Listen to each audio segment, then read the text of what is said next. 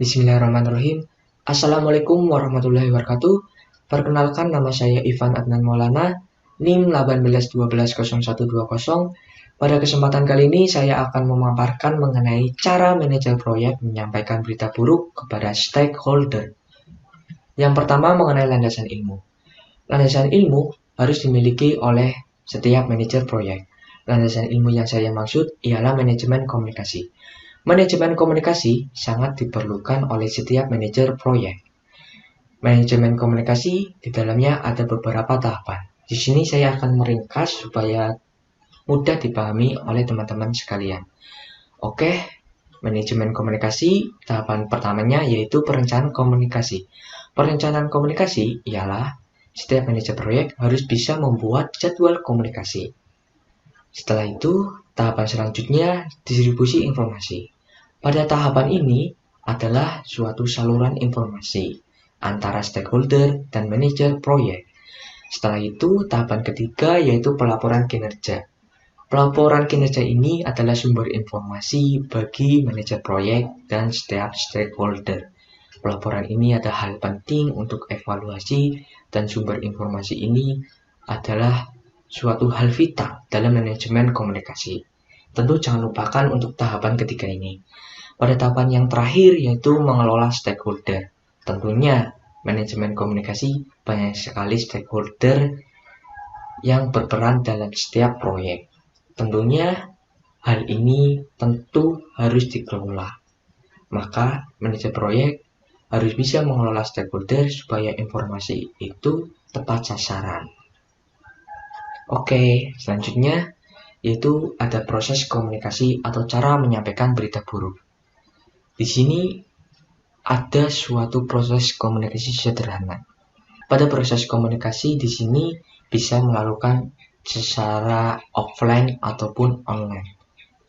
Offline bisa secara langsung, online bisa secara media sosial. Tentunya di sini ada manajer proyek akan menyampaikan informasi. Dan informasi itu akan disalurkan melalui media. Media inilah yang saya maksud tadi mengenai media secara offline atau media secara online. Kalau online bisa secara email. Banyak setiap manajer proyek menggunakan media online supaya cepat untuk tersampaikan. Salah satunya penggunaan email. Lalu setelah informasi didapatkan oleh stakeholder, stakeholder akan memberikan feedback kepada manajer proyek.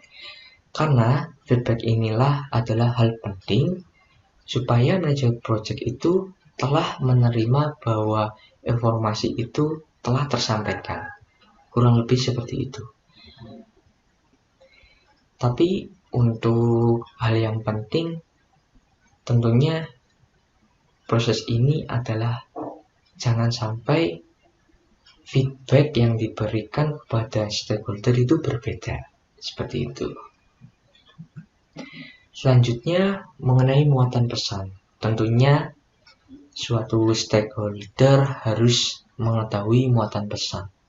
Supaya bisa dipahami oleh stakeholder, manajer project harus mengetahui muatan pesan apa jika terjadi suatu masalah.